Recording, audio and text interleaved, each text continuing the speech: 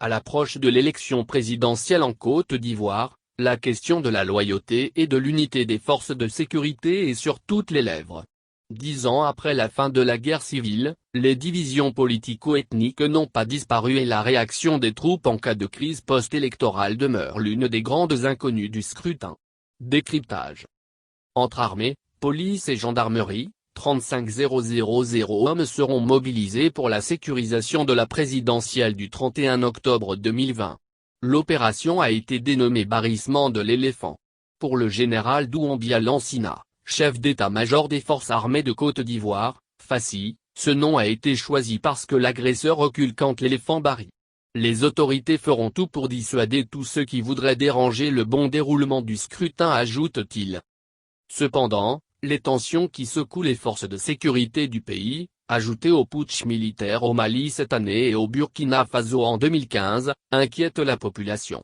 Plusieurs fois restructurées, les forces de sécurité ivoiriennes ont été reprises en main depuis 2017 par Ahmed Bakayoko, ministre de la Défense et Premier ministre. En 2011, à la fin de la guerre civile, il y avait, du côté des rebelles, 74 000 combattants à démobiliser. Une nouvelle armée unifiée est mise en place regroupant, d'une part, les FARC, Forces armées républicaines de Côte d'Ivoire, composées des ex-rebelles nordistes favorables à Alassane Ouattara, et, d'autre part, les FDS, Forces de défense et de sécurité, constituées d'ex-loyalistes, soutiens de Laurent Gbagbo. L'objectif était alors de parvenir à un effectif de 22 000 soldats, dont 8 400 ex-rebelles.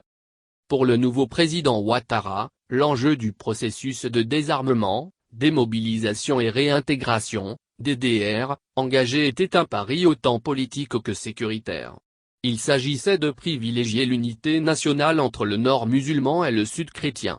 Mais cette volonté de mettre en place une armée multiethnique n'a pas vraiment connu de succès. En effet, le haut commandement a été monopolisé par les ex-officiers nordistes, qui ont été promus au détriment d'officiers loyalistes des FDS, qui, parfois étaient mieux entraînés et plus compétents. En 2016, le gouvernement réalise que l'armée n'a pas la confiance de la population, qu'elle est mal commandée et sous-équipée. Tardivement, il entame une réforme des forces armées alors que la colère de la troupe gronde. Les mutineries de mai 2017 ont fait éclater au grand jour les failles de la nouvelle institution. Le groupe des 8 400 ex-rebelles a commencé à s'imposer. Confie Moussa, un ex-officier rebelle, son nom a été modifié à sa demande. Quand le soulèvement s'est déclaré à Bouaké, l'état-major a envoyé des troupes. Mais la colonne, dirigée par l'ex-chef de guerre rebelle Ouattao, s'est arrêtée net à Yamoussoukro. Comprenant les revendications des mutins, les soldats ont refusé de se battre contre leurs frères d'armes, raconte Moussa. C'est sur des questions d'argent que les soldats se sont unis contre les autorités.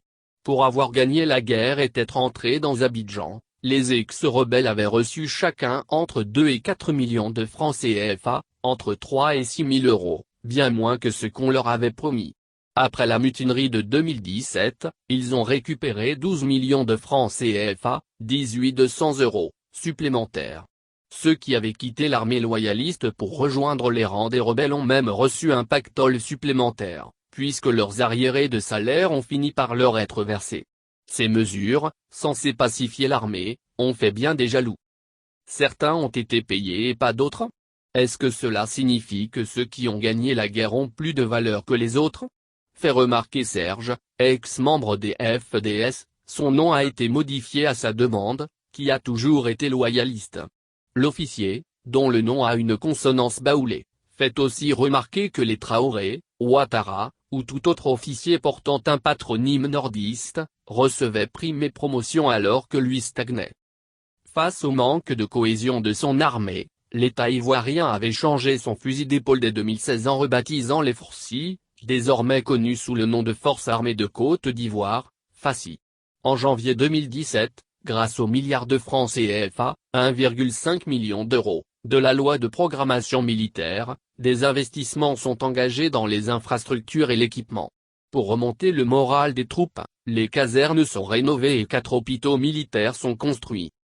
Ahmed Bakayoko, proche du président Ouattara, est nommé ministre de la Défense en juillet 2017. Il décide d'inverser la vapeur. Il va influer sur la chaîne de commandement en resserrant les liens avec les ex-loyalistes.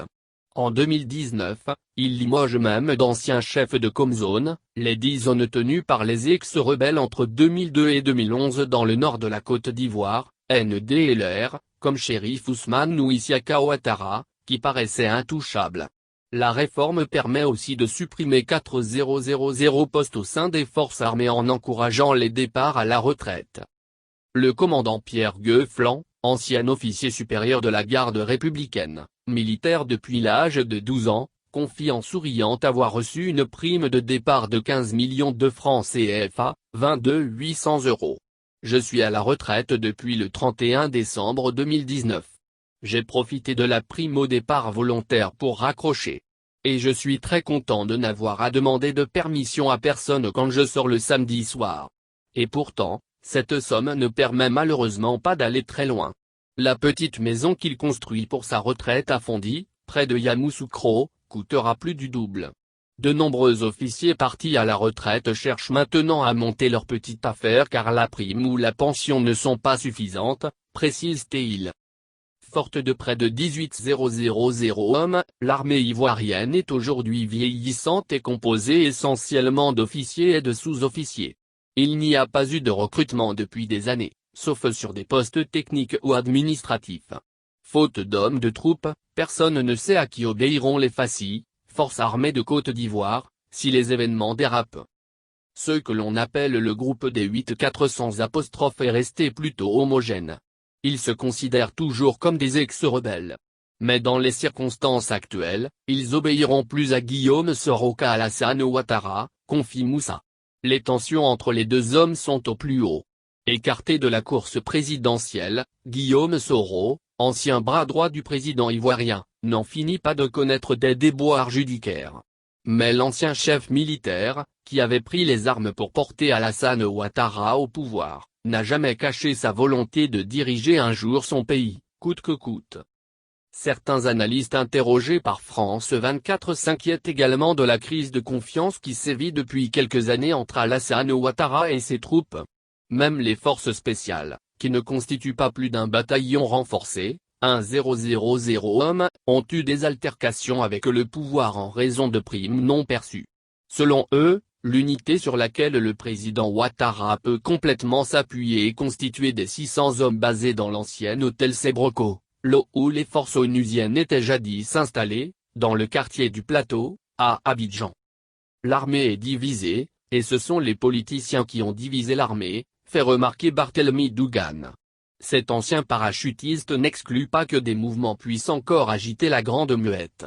Entre nous, frères d'armes, nous nous sommes pardonnés. Car il faut tout pardonner. Sinon, on va aller de revanche en revanche et ça ne sert à rien, assure-t-il. Barthélemy a monté son petit maquis, restaurant populaire, sur les rives de la rivière Bandama, à quelques kilomètres de Yamoussoukro. Ses anciens compagnons d'armes viennent s'y détendre régulièrement. Là, tout le monde l'appelle commando, comme au bon vieux temps. Un militaire reste un militaire. Plaisanteté.